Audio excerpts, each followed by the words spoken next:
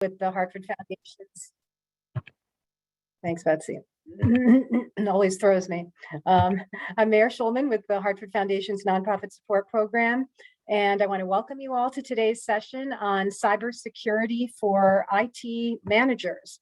So while today's session is focused on IT managers or accidental techies, our presenter did lead a cybersecurity session for nonprofit staff on December 3rd. And the recording and the slides for that session are available on our website. So if you'd like to have your staff access that session, please feel free to do so. And Betsy is posting the link to that page in the chat in case you're interested in accessing that session. So I always like to say that Zoom sessions are a team sport. So special thanks as always to my NSP colleagues, Betsy Johnson and Monica Kelly, for all of their behind the scenes assistance and great teamwork in planning for and managing today's session. And since it's a question that always comes up, we will be sharing the session recording and the slides with all of you following today's session. Betsy will be posting the survey for this session in the chat towards the end, and she will also be sending you the survey immediately following the session. It's the only price of admission, and we really do value your feedback and take your comments to heart. So please do take a few minutes and fill out the survey. Our presenter has agreed to take questions throughout the presentation, so we really encourage you to use the chat and enter your questions at any point as we go through the presentation. And since we're a relatively small group today, please take advantage of that and ask all of the questions that you have.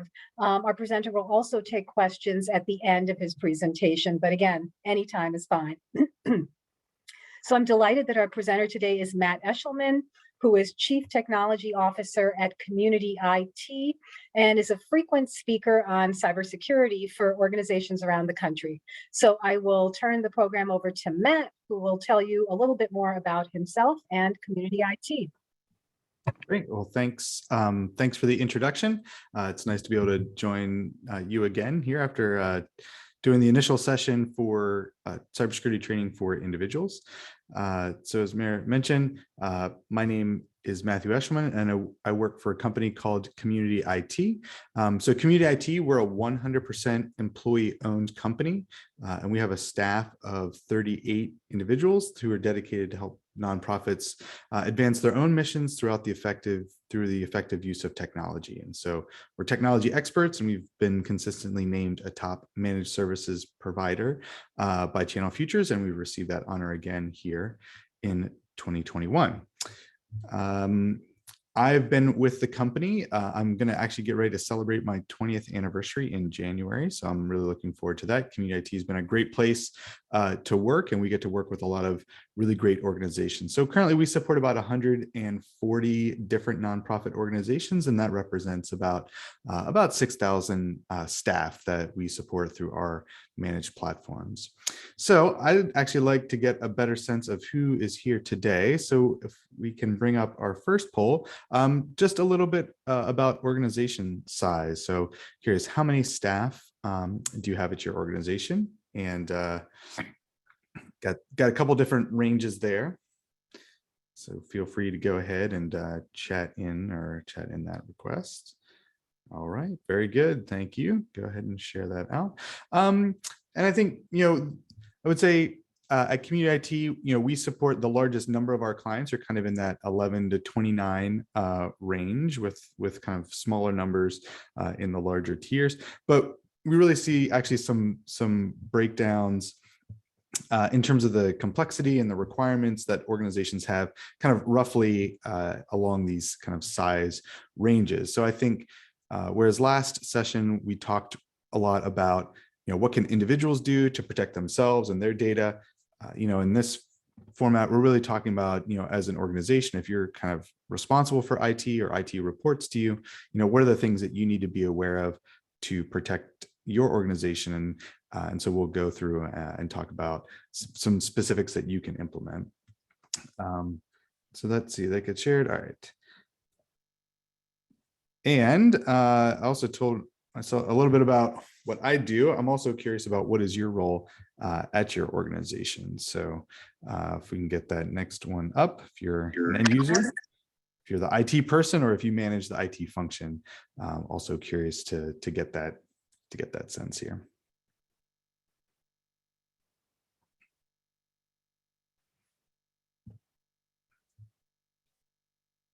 All right, great. Well, thanks. If you have a chance, go ahead. I think we got that. And yeah, so it looks like, again, you're in the right place if you're managing IT or if you are the IT person.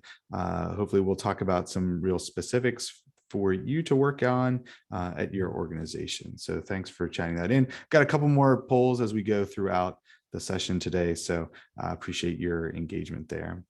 So again, we'll talk a little bit about the cybersecurity landscape, similar to what we talked about last time, with some additions there. We'll talk primarily about kind of what we call our cybersecurity playbook that really talks about the roadmap that organizations can follow to address the most common threats that they would face. And then I think it's really important to put things into action. So I'm glad that we're having this training, but I also want to leave you with some specific things that you can do at your organization to really make improvements to the cybersecurity and protect your organization's data. So again, a little bit about the kind of the background and what we see in the cybersecurity realm.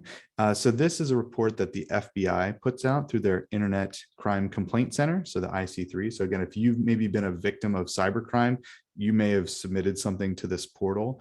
And you can see, maybe it's a little bit harder to read here, but the number of complaints that have been submitted and the total dollar value related to cybercrime has really increased dramatically since it's been measured. So we can see way back in 2016, a little under 300,000 complaints were made, representing a loss of $1.5 billion.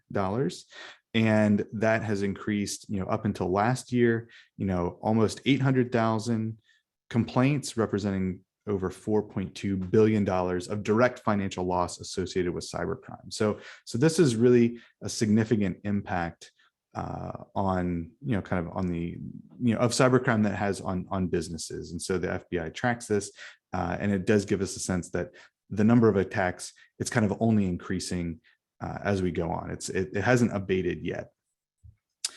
And then specifically in the kind of the nonprofit realm, this information is from a report that that Microsoft put out around their nonprofit guidelines for cybersecurity. So they found that 60% of organizations didn't have a policy in place or didn't know how their organization was going to handle risk, equipment, data usage, data privacy. 74% of organizations have not implemented multi-factor authentication, and we'll get a chance to see if that's how this audience stacks up.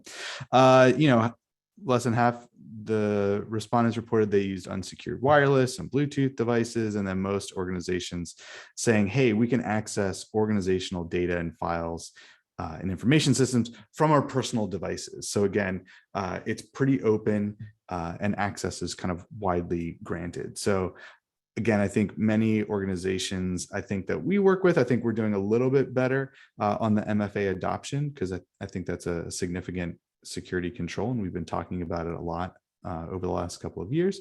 And then I think, a trend that I'm seeing is that organizations are starting to pay more attention to this personal device accessing work resources and kind of what impact that has. I think particularly as many organizations have shifted into a primarily work from home or work remote environment. Lots of data is on the cloud. Having ubiquitous access to all of that information has really made it possible for organizations to work and be effective in this challenging time. But it's also raised some challenges in terms of,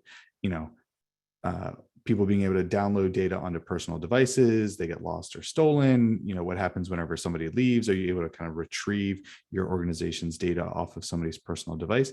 And I think we haven't quite seen the impact that that's going to have. But I think organizations are becoming more aware of it as they have more use cases for where, somebody leaves, they've synced up all the Dropbox files on their personal computer, and now they're no longer an employee, and they have all the organization's data, available on their laptop. So I think organizations are becoming more aware of the risks that they face, particularly as data is so widely available. At Community IT, we put together an annual nonprofit cybersecurity incident report that really gauges the number of incidents that our team supports, right? So we support 140 different organizations, about 6,000 users. So we have some, what I think is pretty good insight as to what is facing the nonprofit sector. And so we've started to categorize all of those different security events and then provide a report on that. So that typically will come out here in February or so as we get the data available. So this chart represents the different incidents that we classify. So, and you'll see there's kind of two different scales. So on the left, we've got 0 to 450, and on the right, it's a scale from, I guess, -5 to, to 35, but really showing, so we can represent all these incidents on one chart. So the number one thing that we see as an organization, it's probably no surprise, but it's spam. So again, just kind of unwanted email, people submit tickets to us to just kind of check it out. So that's the number one thing that we see coming into our help desk, followed by down there at 183 incidents, which would be spear phishing. So again, I differentiate those two with spear phishing, combining some unique knowledge of you or your organization in an attempt to get you to take some action. Again, open an attachment, click on a link, provide your passwords. Again, we looked at this specifically during the last training session on how to identify those, but they're really tricky, they're really dangerous, and they're becoming more and more common. So again, you can see we had 183 of those in 2020, and then that number, it's kind of muddled down in here, but kind of in the hundreds, and then kind of 14 or 15 in 2018. So this has really been a big category of incidents that's really increased pretty dramatically over the last couple of years, and is kind of in line with some other trends that we see industry-wide. And then I'll also just kind of highlight the account compromise, this green line being another unfortunate trend on the kind of upward increase, where we're seeing lots of accounts get compromised. And again, that would be an Office 365 account, a Google account, Dropbox, something online. And as I said, because you can access a system online, it means the bad guys can too. And so that means, a hacker has gotten access to an account that they shouldn't have. I think the interesting information behind this is that of those 32 account compromises that we responded to last year in 2020, only 2 of them had multi-factor authentication enabled. So about 96% of the attacks that we responded to were for accounts that hadn't taken that step to enable multi-factor authentication. So again, we'll see why that shows up as one of our core recommendations as we move along. So again, so we see some virus activity. We've been very fortunate that we've had very little ransomware activity. Again, so that's not something that we see a lot on the networks that we manage. And I think it's a combination of the proactive controls that we put in place that helps to eliminate that as a risk. But kind of industry-wide, that tends to be a very popular attack method. But what we're seeing is that for small to mid-sized nonprofit organizations, ransomware hasn't been as big of a concern as it is for maybe larger organizations that still have that on-premise physical network. And then just a note overall, you can't really tell from this chart specifically, but we see that in 2018 we recorded about 233 security incidents. That increased to a little over 500 in 2019, and in 2020 we recorded almost 700 incidents. So again, we, like the FBI, are really seeing an increase in the total number of cybersecurity incidents that are targeting our nonprofit clients. And then I think, again, another good misconception perhaps to get over is that we're kind of our adversary, or a pimply faced teenager in their parents' basement kind of doing this for fun, when in fact the reality is that the adversaries that we face kind of in the cyber world are actually well-funded criminal ransomware gangs, or depending, we see organizations that are doing policy work. They tend to also be targeted by these state-sponsored actors, Fancy Bear being an entity that's sponsored by the Russian government. So again, the attackers, and I think it's also helpful to think like these are actual other people on the other, the other end of the computer. They're doing this because it's financially motivated. So again, if they can get you to click on that link to share your password, then they're able to access information about you or your partners or your board or your the other people in your sphere, and then that is then used to kind of leverage and to kind of gain financial benefit. So again, could be used for credit card information about kind of your staff. Even if your organization doesn't kind of collect sensitive information, you don't have to be HIPAA compliant, you're not providing healthcare services, but every organization has social security numbers about their employees. And so again, each organization does have some exposure, and that data is valuable because it can be used by bad guys to sell or resell. And we've also seen examples of employee email compromises that then turn into fraud or wire fraud transactions. So again, that's something that we've seen on an increase in the last couple of years, where individuals get kind of tricked into updating financial information whenever they're making payments, and then that represents us in some cases a very significant loss. Where we've seen that be a 5-figure wire transfer fraud. So one of the things, I would say also around this kind of the value of data is that also through COVID is we've seen a big spike in unemployment fraud. And so this is where an employee's identity is stolen somehow. Maybe it's, from a data breach at a client or some other way. And then an employment claim is filed using that person's information. And then the state office will reach out to the employer to confirm that status and then kind of follow up. So that's been something that there's been a dramatic increase in those cases over the past year. So here actually in Maryland, the president of the Better Business Bureau of Greater Maryland says that that fraud is up almost 3,000%. Since the coronavirus pandemic, and catching and prosecuting those criminals is really difficult. So again, there is real financial risk to nonprofit organizations and state governments as a result of this fraud. So at Community IT, we tend to think of cybersecurity through this model. So we like to approach things from a foundation of security policy, and then build on that training and education for staff. And so that's why I'm really glad that the Hartford Foundation reached out to me to kind of talk about this training and education awareness, because I think that really helps to build a good foundation where these other controls can be added onto, such as protecting your digital identity, protecting the data that you have, the devices that you're using to access information, your network perimeter, such as it is. Your network perimeter might now be everybody's home. And then also protecting your websites. And then kind of only after all of that stuff is done, then you can kind of look at next generation tools, or kind of these high-end security services that you see advertised, or you may even be getting sales calls about. So again, at Community IT, we really want to start with a focus on policy and then build on that security awareness. So I think one of the resources that will be made available to you is our IT acceptable use policy template. So we've taken a template that was produced by the SANS Institute and tailored it to represent kind of something that's realistic and kind of scaled down for nonprofit organizations. There's lots of policy templates out there.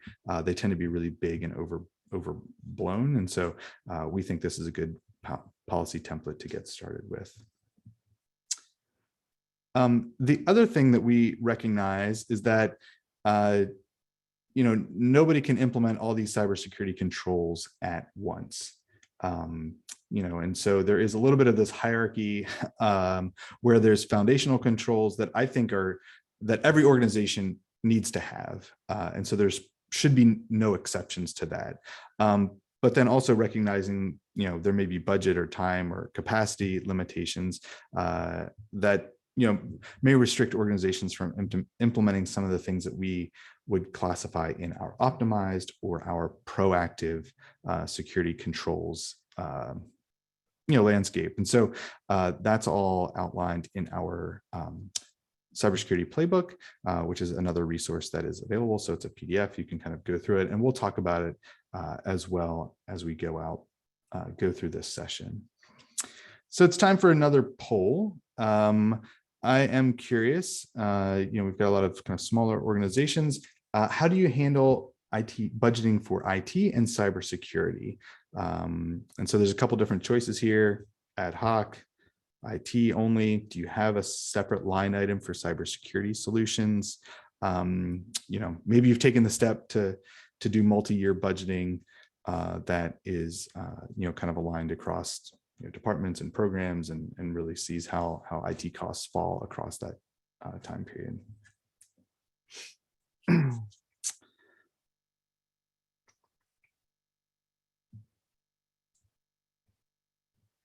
All right, well, thanks for participating here. Looks like we've got a wide range of approaches to budgeting. So I think this is one thing where there's always room for improvement. It's an iterative process. So again, if you haven't started budgeting at all formally, I think that would be a good thing to start. If you're doing kind of 1 year at a time, just for IT, maybe include some separate line items for cybersecurity. And then if you're already doing that, I really like doing, IT budgeting on a 3 to 5 year time frame. So you can see the impact of project implementation costs. You can look at replacement costs, and it can help out with some of the timing. So again, looks like we've got folks that are in a wide range of positions as it relates to their IT budgeting. So kind of on that, kind of on that front. So in the cybersecurity roadmap or playbook that will be made available, we do include some basic budget guidelines, estimates for the different solutions. And so it's based off of what basically a 25-person organization would incur over the course of the year. So again, there are $1 sign budget line items that may be less than $2,000. They could be free, kind of $2,000 to $8,000, $8,000 to $15,000, or more than $15,000. And so those specific numbers are in the cybersecurity playbook that will be available as a resource for you all. So let's talk about kind of those foundational cybersecurity controls that we think should be put in place. And so I mentioned, we really start with policy, and that for most organizations means an IT acceptable use policy. For many organizations, and that's typically, we see it maybe that has started and is a part of your employee handbook. There's maybe a section about that. We often see organizations have a data privacy policy that's oftentimes tied into their website, or maybe your donor system that talks about how you are handling the privacy of the data that you store and manage. Oftentimes, organizations will or should have an incident response plan, and so again, that would be something about what would you do if your donor system was compromised, or what would you do if your website was hacked. What's the process that's in place? Who are you going to talk to? Who do you notify? What are the obligations that you have? And then it's under policy, but I would say one of the things that we also see organizations do is just to kind of figure out their cyber or their liability insurance requirements. And we'll talk a little bit more about cyber liability insurance in some higher tier phases, but obviously at a baseline, it's good to just understand what your current organizational insurance requirements are, what you currently have in place, and identify any gaps in that coverage. Recognizing for security awareness training in terms of foundational controls, you have to start somewhere. And so there are a lot of, free or ad hoc staff training resources available. You could even use, the previous session that we did as a way to educate and train and kind of spark a conversation with your staff. So the idea is that, something, kind of gets started, and there are lots of resources that are available for free that will help give you some insight and training to provide that education and awareness to your staff. What we see at Community IT is, that investment in time or even in a platform is really effective because if you can train and equip and educate your staff, then you can avoid getting in the security scenarios where you need to have those more expensive cybersecurity tools to provide protection. So I want to dive a little bit more into kind of what we expect in that IT acceptable use policy document. So I'd say for most organizations kind of in that small size that we're talking about today, it ends up being an element that's in as part of the employee handbook, and it's probably out of date. But what we see and what you'll see in the policy template document is that it really does need to include an overview of the technology use at the organization. Kind of what systems do you have? Where your files, where's your email, employee information about kind of donors or constituents or volunteers, kind of where's everything located. We also want to see in there just some basic guidelines around password and access. So again, your organization would include a password policy. We're recommending, organizations have a password policy that sets a minimum value of 12 characters. There's a lot of security research that's gone on and really identifies that as being at a point where it becomes really impractical for somebody to kind of crack that length of password. So again, if you have 12-character password and you have multi-factor authentication in place, then that provides a really strong foundation against hackers getting into your systems. And then the final piece that we would suggest or we like to see as part of your IT acceptable use is just a definition of data retention.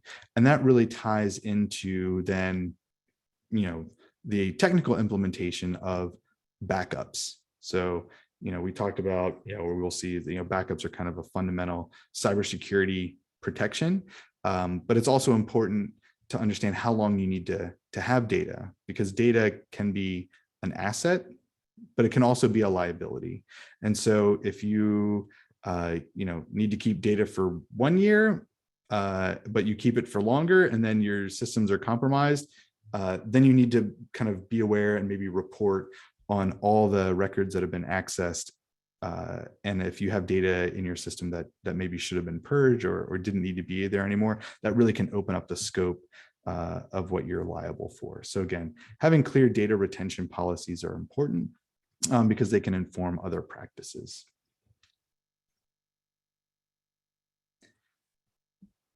The other resource that I wanted to share are those free training resources. So again, the 101 Human Firewall resource is available, I think, through the Hartford Foundation now. The government has actually put out, there's a website called stopthinkandconnect.org. And so that provides a lot of good, IT training resources, posters, awareness videos, that kind of thing, that can also be used if you have some internal capacity to kind of build and manage and kind of use that approach. And then on the Community IT website, again, we've got a lot of resources available for IT, password guidance, additional training and education elements. So there are a number of, I think, really good and high quality free resources that are out there. And that would be a good place to get started if you don't have anything in place at all right now. So as we move from kind of foundational kind of policy and training controls into the technology piece, this really now starts to get into the laundry list of things that you should make sure that you've got at your organization. So again, multi-factor authentication tops the list. In order to support that, we like to see organizations use password managers as a way to make sure that each site is using a new and unique password. We want to make sure that every system is backed up, and we tie that back to the data retention requirements of the organization. So again, we want to make sure that information is disconnected from the main system. So if something happens, you can get the data back in a timely manner, and that meets your org's requirements. We want to make sure that all of the devices are updated. So again, your computers, your mobile phones, your tablets, kind of anything that's in use to access org information really needs to be updated both on the operating system and then any third-party applications that you have deployed as well. We're in the midst of a major security response right now with the Log4j vulnerability. And so many third-party applications are vulnerable because of that library. And so just patching Windows isn't going to be sufficient to protect against this vulnerability. You need to make sure that the software packages that are installed on top of the operating system are also up to date and secure. We expect every device to have antivirus that is deployed and updated and verified. We want to make sure that every organization has a good spam filter and spam system in place. And I would also say business email compromise protection is important as well. And I actually distinguish those. Spam email is kind of easy for staff to ignore, and nobody wants Viagra ads, and you can just kind of delete it, and nobody, it doesn't cause as much impact. But the business email compromise, or that spear phishing, really does have an impact to staff because they get worked up and kind of irritated that they're getting a message that looks like it's coming from somebody within their organization, or their executive director or their finance person asking them to do something. And those messages are really hard for kind of basic spam filters to block against. And so there are now kind of focused third-party tools that really do a much better job in terms of blocking those requests for gift cards and passwords and access and that kind of thing. So those are actually, from our view, kind of two separate controls, and they both should be implemented at minimum. And then finally, we would say, your website in and of itself needs to have some level of protection to kind of prevent it, from hackers. So Community IT, we don't do a lot of website development ourselves, but we do work with organizations to implement what we call, kind of a web proxy or some other security tools that you can put in place to make sure that your website is protected. So again, your public face is not accessed. So let's take another poll. So I've just talked about a long list of things that you should have at your organization, and I'm curious to see how folks on the call are doing with regards to implementing that. So again, this should be multiple choice. And so if you can say yes to all of those, that's great. If you're missing a few, then that'll be something to put on maybe your IT work plan in 2021.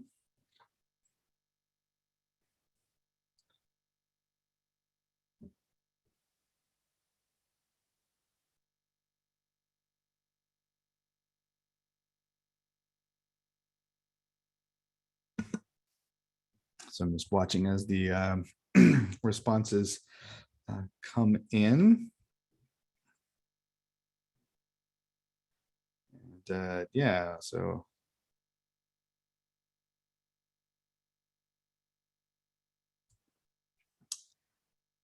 So let's see. Yeah, we got most folks here. Got most people have participated. So go ahead and respond in if you still have a chance. But we can see here that, there we go. So most everybody's got antivirus. Yep, that's great. Again, that's included with many computers. Microsoft has a built-in antivirus that's actually pretty good. I would say what's important for IT, if IT reports to you, if you're the IT person itself, you need to have some way to verify that it's happening. Unfortunately, there's many cases that have been highlighted where antivirus is installed, but maybe it's not up to date. There's actually has just been a really thorough report from PricewaterhouseCoopers. Actually did a detailed analysis of a ransomware attack that took down the Irish Health Service. So this happened last year, I think. And so there's this fascinating to me, 150-page report that kind of talked about the deficiencies and kind of what happened, from a timeline perspective for this ransomware attack that was launched against the organization. And they identified that the entry point for the ransomware, the base, essentially then ultimately spread throughout the whole organization, was a malicious email that was opened on somebody's computer that had antivirus, but the antivirus hadn't been updated for over a year.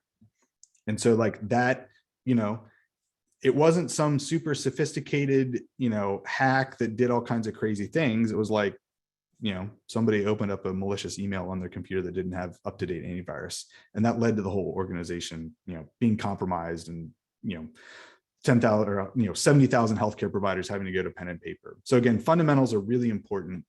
And so again, I'm really glad to see everybody's got antivirus. It also, we need to make sure that it's up to date in all cases.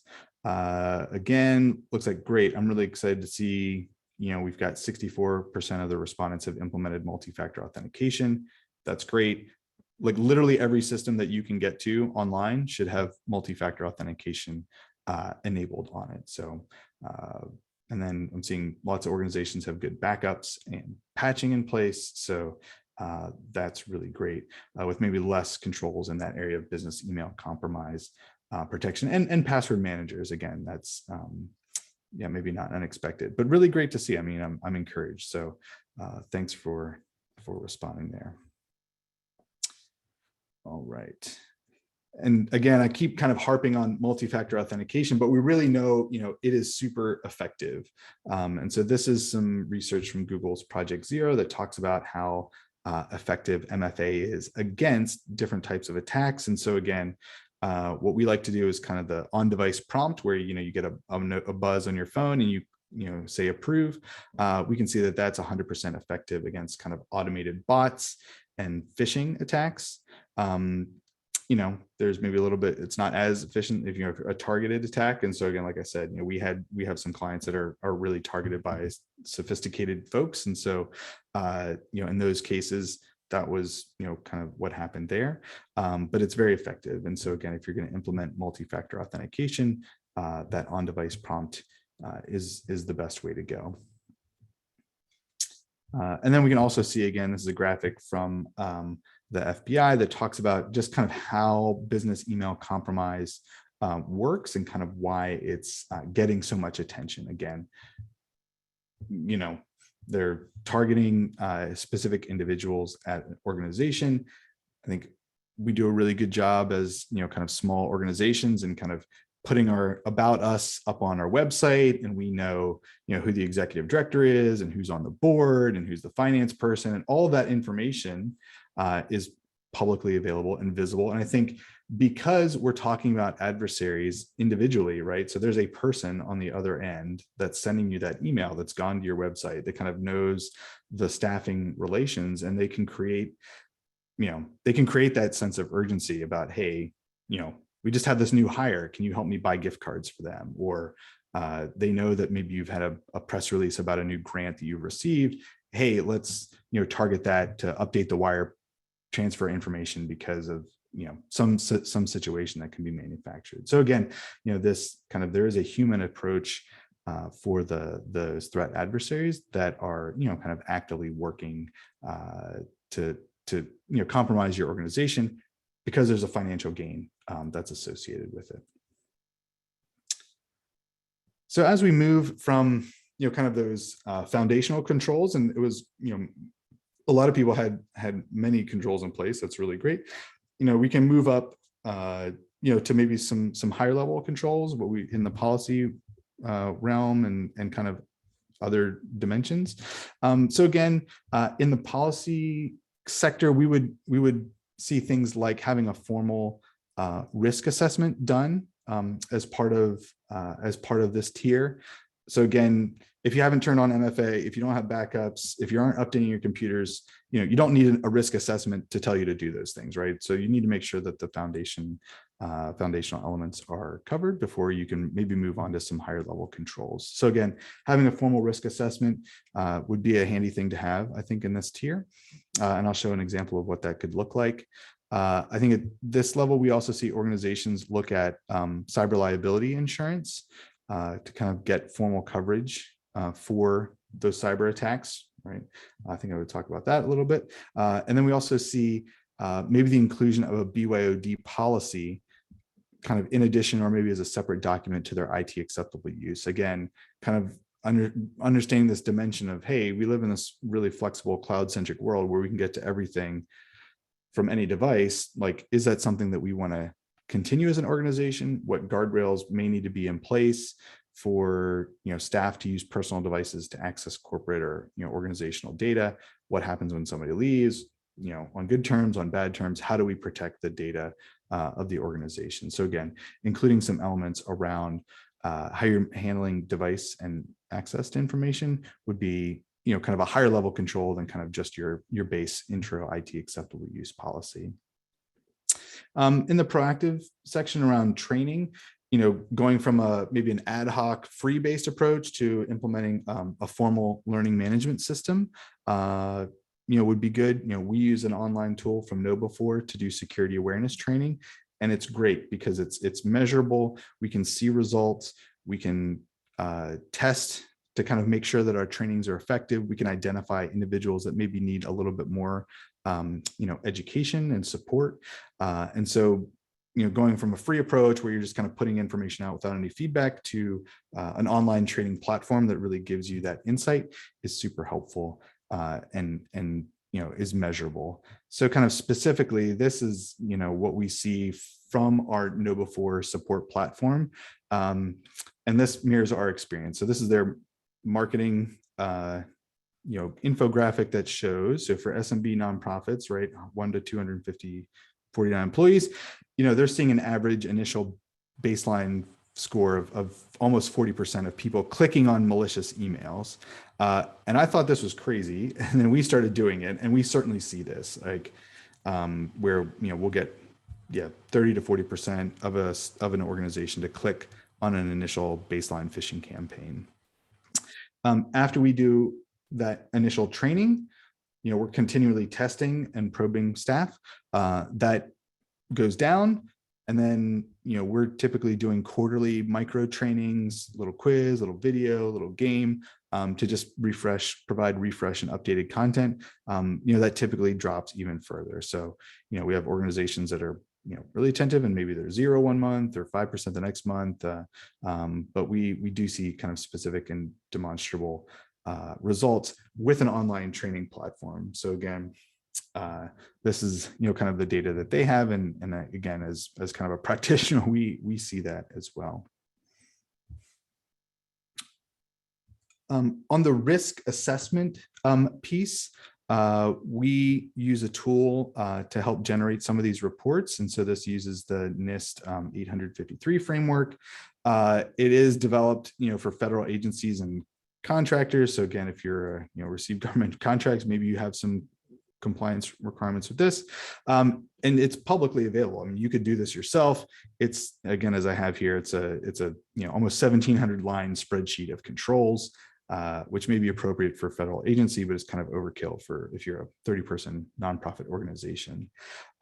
So we have access and use an online survey tool to help support that. And so it allows organizations to kind of self-assess in these different domains of identify, protect, detect, respond, and recover, to kind of see how they are doing with their controls in these different areas. So it's not, it's a 45-minute investment of time, not a 1,700 line spreadsheet, but it does provide the ability for organizations to respond to those different questions and see where they are at as an organization, and then generate a report that shows where are the different risk areas that they have. So again, there's if it's red, it's bad. Maybe there's some controls that are already in place, and they're meeting the requirements, and so that is that's good, and that's green.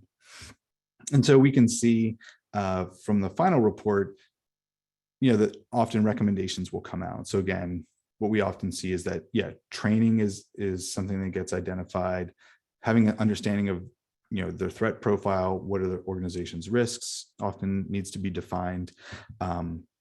Some whatever documentation, monitoring, all of that are oftentimes things that come up as recommendations for organizations to pursue. So one thing I did want to say is, the policy template and our security roadmap should be made available as a resource. Those are just PDFs that you can have. But I did want to say, if you want to schedule time, and I'm going to chat out my meeting link, I will give you access, and we'll go through this survey tool together. And then at the end, you'll have access to the online portal where your results are going to be, and you can download a PDF recommendation there as a way to help score and rank your organization and maybe help inform your IT planning roadmap as you go into 2022. So let me go ahead and just chat out my meeting link, and we can get some time scheduled for for you to do that. Like I said, it is a time investment of about about 45 minutes. And but once that's all done, then you're kind of in good shape, and you can go and get the results, get access to the portal, and really figure out what works, what your organization needs to focus on. So this is the NIST link. So please feel free to book some time with me to go over that. All right. Another poll. Talked about cyber liability insurance. I'm curious, do you have it?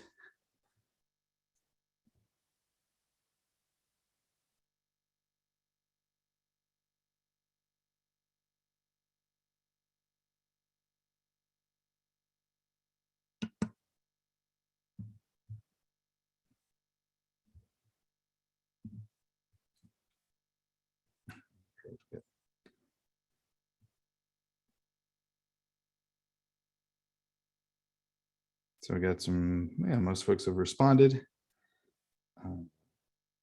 That's great. So we'll go ahead and share that. So again, so kind of a whole range. So some folks have had it in place for a number of years, for 1 year, working on your application now, doesn't apply to us. So I'm kind of curious about that. That doesn't apply to us category. Because I will say in the last year, we've really seen this change pretty significantly in terms of what organizations were kind of required to do, and kind of what they're expected to do now. So if we take a look, so specifically about cyber liability insurance, it is distinct from your existing policies. So again, your errors and omissions, directors and officers, and maybe some liability coverage or property coverage. Cyber liability is distinct. And so it is covering things like denial of service attacks, ransomware, data breach, kind of all of those things are covered. And the examples, like if your computer is encrypted and you need to replace a bunch of things, then your liability coverage isn't actually going to apply there. So so the cyber liability insurance is really focused on kind of those cybercrime related events. It used to be you could kind of put down whatever answers in the application form, and you could get policy, you could get coverage. That does not seem to be the case anymore, with many carriers actually requiring you to have implemented these controls. And if you haven't, then they won't even consider your application. So I know Travelers Insurance is one that we see quite a bit. Their application changed this year. And so if you have not implemented multi-factor authentication on everything, if you don't have somebody providing managed security services for you, if you don't have your data encrypted, and if you don't have an external vulnerability scanning program in place, they won't even consider your application. And so that's really changed pretty dramatically over the last couple of years. So again, I think it's important to kind of talk to your existing insurance broker, understand your current coverage, your current exposure, and then know that if you are going to get cyber liability insurance, that you're really going to have these controls in place, to receive, proposals for coverage, or even to be considered for coverage at all.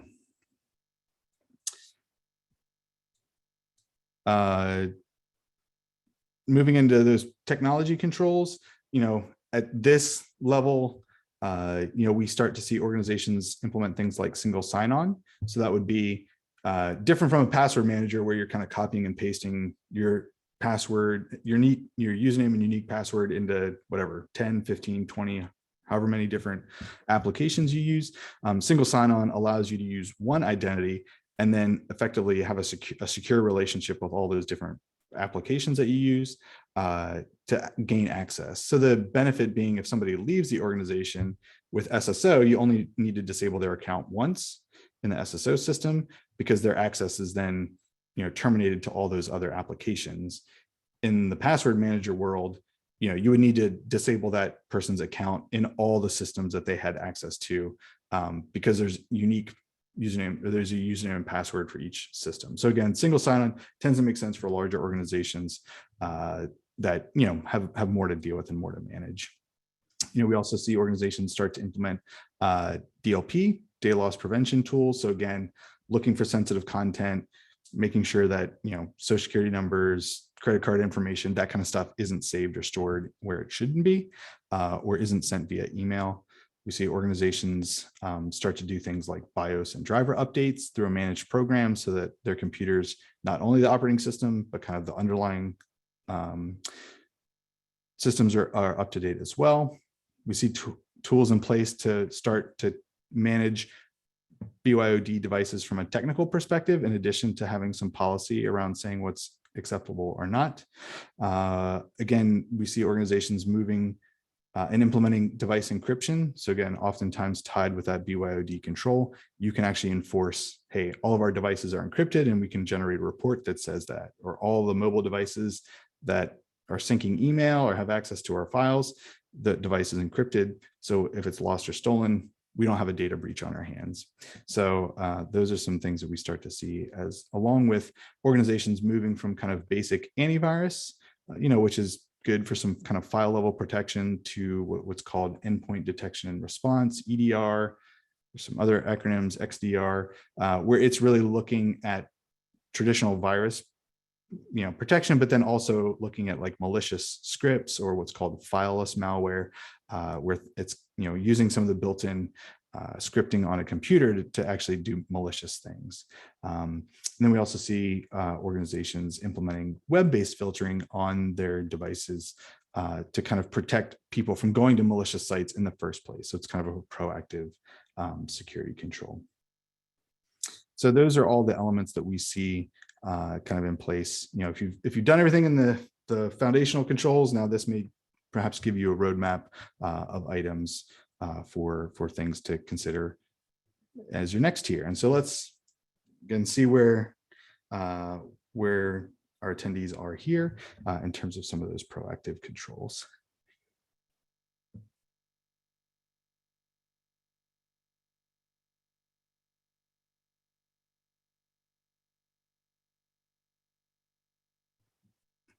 So again, we talk about those things, so single sign-on, DLP, BIOS driver updates, EDR.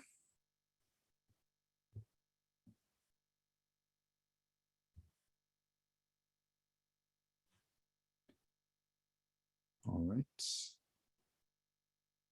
Great, got one org using single sign-on. And if you don't mind, I'm curious, from a technical perspective, if you're using a single sign-on solution, if you're using endpoint detection and response, if you're using a web filtering platform, I'm really curious to see which solutions are in place. We have some things that we know and like and use, and I'm just curious to see what else is out there as well.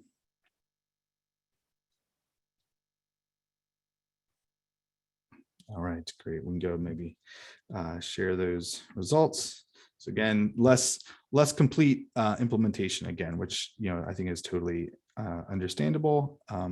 If I had to kind of pick the thing to focus on, I really would probably look at BYOD management. I think from a risk perspective, that's like the biggest threat to organizations.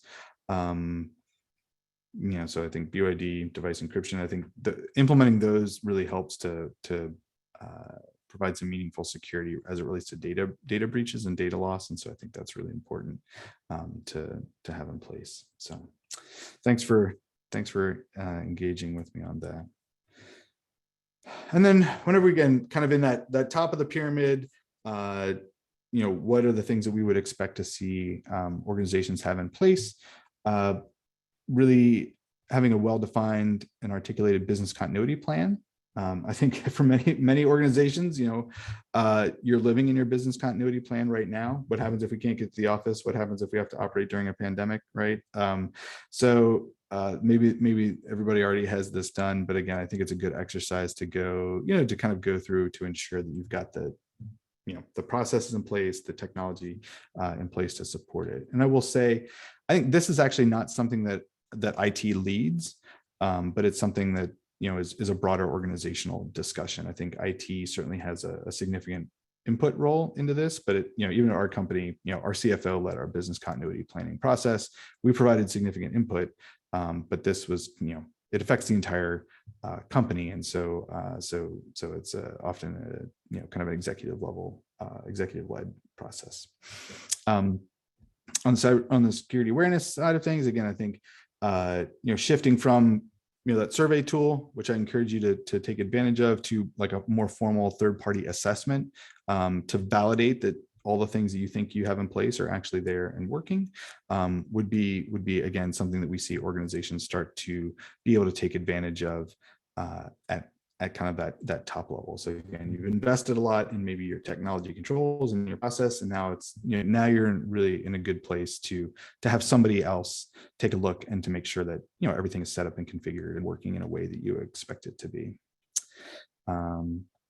And then kind of on the technology side, here we start seeing, some more sophisticated technology solutions that have a lot of acronyms. And so I'm not necessarily going to go, into kind of great detail on all of these. I think particularly is, these may be, kind of aspirational, but again, just to provide some context, that first, device trust, zero trust, most solutions are going to allow access from kind of any device from anywhere, and all you need to do is put in a username and password and you can get to it. Device trust is kind of the opposite of that model. Instead of allowing anyone or from anywhere to get access to like a resource like email or files, you can only access that from a trusted device, with a trusted user, and kind of go through that process. So again, much more secure, lower surface area of attack. We're starting to see more organizations kind of in this, called this CASB or SASE. So that would be, a solution that helps to really knit together access to all of your cloud-based applications through kind of a single entry point or a broker that can really ensure that the devices that are connecting are compliant, that you're accessing, the right applications.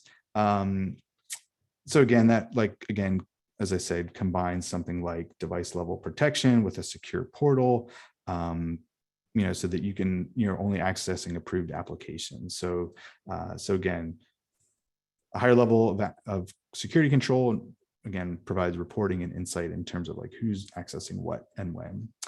Kind of also in this area, we see things like, adding in vulnerability scanning or penetration testing, and those would be kind of proactive security controls that would probe your network, probe your systems, looking for known vulnerabilities, trying to, pretend to be a hacker and do things that would exploit the network. So again, pen testing would be in that area. And then kind of the final control would be that SOC or SIM. So that stands for a Security Operations Center. That would be, for smaller organizations, you obviously wouldn't build that yourself, but using like a third-party provider that would basically take information from all the logging of all the different systems, and they would look at that to review and analyze if there's any anomalous events or security issues. So that would be kind of at that very, very top level. Hey, Matt, there is a question in the chat. What do you recommend for business continuity for systems we have no control over, like AWS or Office 365? Mm-hmm. Yeah, I think it's a good question. I mean, in particular, there's been some recent outages at Amazon that have, impacted, different organizations and their ability to deliver service. I think it's important to understand what a service level agreement is and kind of what your uptime, what kind of uptime you're getting. I think, most cloud services are going to offer what's called 99.9% uptime, which means that you should expect it to be up and available and have no more than 8 hours of uninterrupted downtime throughout the course of a year. And I honestly don't think you can do better than that. I think, in the Wayback Machine, people had, their mail servers in their office, and, maybe you got lucky and your mail server never went down, but I think that was more a case of luck rather than kind of good design and maintenance and updates. So I think it's, to some extent, it's having an awareness and an expectation that, this is technology and it's really, really good, but it's also, 100% uptime, I don't think is a realistic expectation. And so I think it's important, if there are certain things in your organization that kind of, you always have to be able to meet some process or some requirement, you need to have systems in place that can support that. And maybe there's backup systems and processes. Maybe again, you're big enough to, have, multi-cloud is kind of the new buzzword. You have some resources in Amazon, but then you also have a redundant system, in Azure or like that kind of system. I think that's, probably impractical for many organizations to kind of implement something at that scale. But again, if you need to have something up 100% of the time, then I think it's important to take that service level driven approach to say, well, what are we going to need to do to get to that level? So again, understanding kind of where you're at, what your organization's requirements are, and then what you're going to get provided by that provider.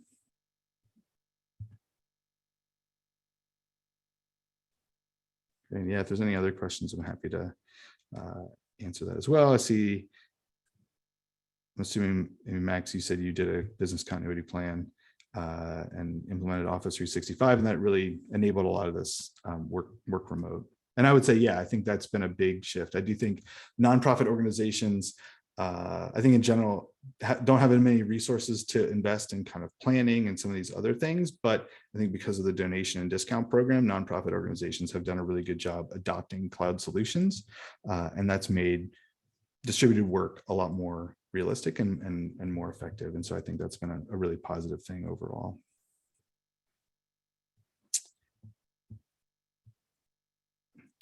All right. So as we kind of look to wrap up, we've talked a lot about different security controls that you could and should have in place at your organization.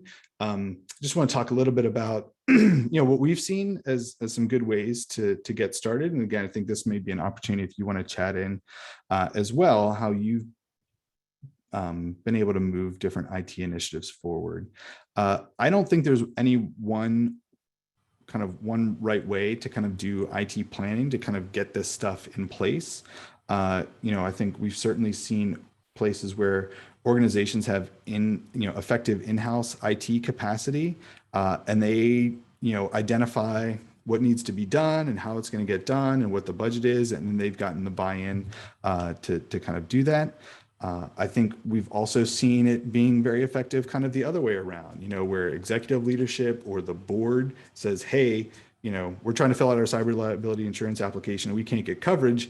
And so we need you to implement, all these different resources or controls so that we can meet our organization's requirements. So again, I don't think that there's kind of a prescriptive approach for these IT initiatives to get implemented. I think the one thing that they do have in common is that executive leadership really needs to be engaged, and they need to say yes. And so particularly for the example of cybersecurity or security awareness training, whenever we do that, we kind of make it a requirement that the organization's executive director is at the staff meeting and they're making the announcement that we are doing security awareness training as an organization because it's really important. It helps make us more secure. It helps protect our data, helps protect our constituents. And it's led from that, from the top, because we get a lot more buy-in than, the cases where, IT is trying to push forward an initiative and maybe not getting to the support or even getting resistance from executive leadership. So again, IT can drive it from the bottom up. The board can really have a significant impact, but kind of fundamentally, you need to have a way to get your executive team to kind of say yes and to make it a priority. So I would say, where to get started. We kind of talked about a lot of different controls. This resource is going to be available to you. Our cybersecurity playbook will be available to you. You can book time with me and we'll go through the risk assessment. And then you have an online resource to kind of come back to.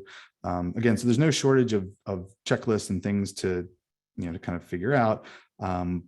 so what are you going to do? I think it's important for, for you as an organization to review your existing controls to kind of understand, yeah, what do you have in place now? What are the protections?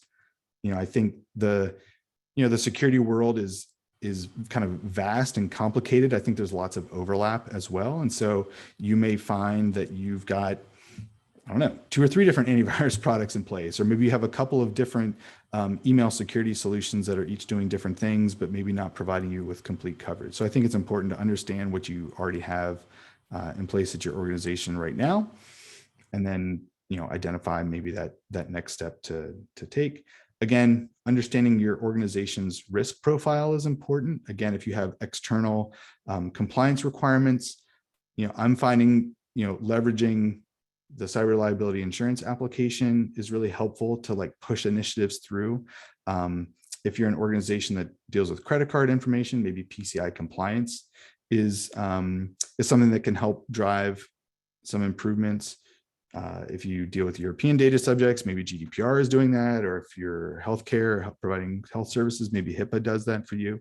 But again, understand the unique risk requirements and risk profile that your organization has, and to kind of move some initiatives forward. And then finally, I would say, I think it's important to incorporate that cybersecurity in the budget planning. It is likely that your existing IT provider, your IT controls, isn't providing you with a complete package against all of these protections. It's something that's, we're a managed service provider. We provide some of these services as part of our core service to clients. But then we also, have add-in services because we don't feel like we can, I want everybody to get all these things, but it can be expensive. And so just understand what's currently being provided. And you may need to incorporate some separate budget line items to add in the necessary protections for your organizations based on your unique set of requirements.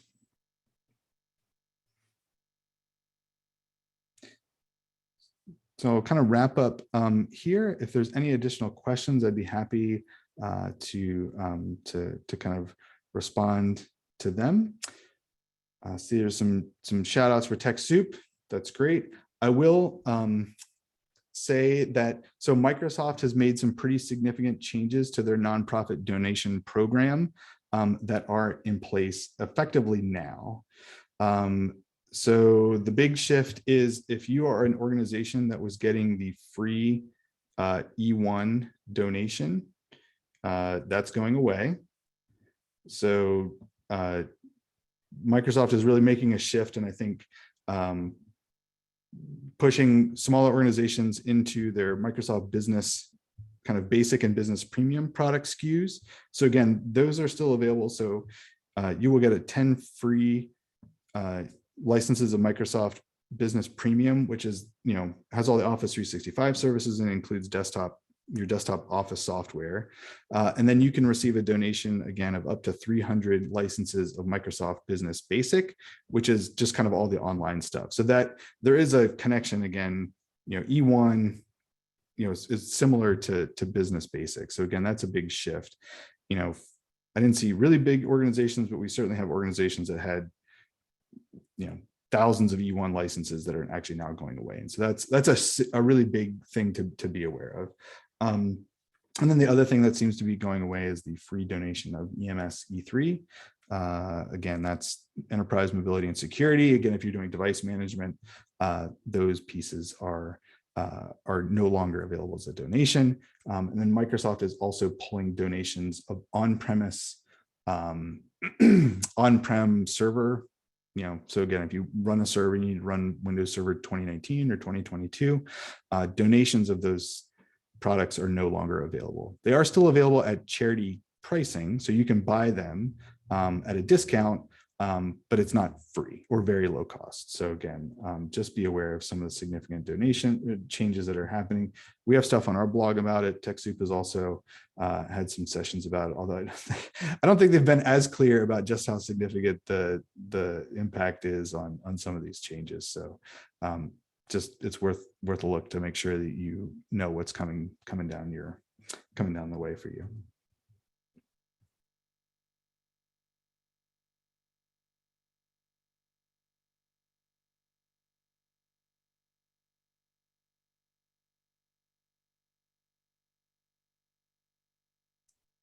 see it. We'll also, if you're thinking about implementing MFA, and I know most organizations already have, which is great. So on our website, actually on our YouTube channel is like a basically like my 15-minute video of like walking organizations through like how to implement MFA and how to turn it on and what to do. So I would encourage you to use that as a resource to make, adopting multi-factor authentication go a lot smoother. I think, our implementations are certainly going quicker because I think staff are maybe more capable or more prepared to do this kind of thing. But there's also a lot more support resources available to help provide that education and awareness, and that's really the step-by-step guide for staff to turn on multi-factor authentication, to use their phone, to kind of get that in place. So I think that's very, yeah, I would encourage you to take advantage of that resource.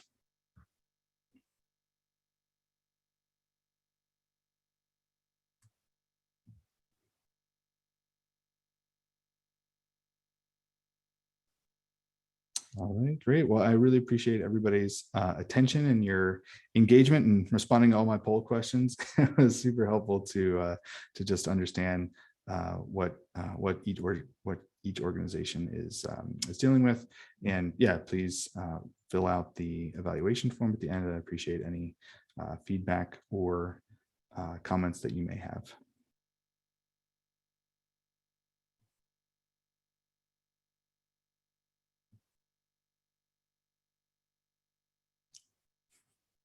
All right. Thanks, everybody.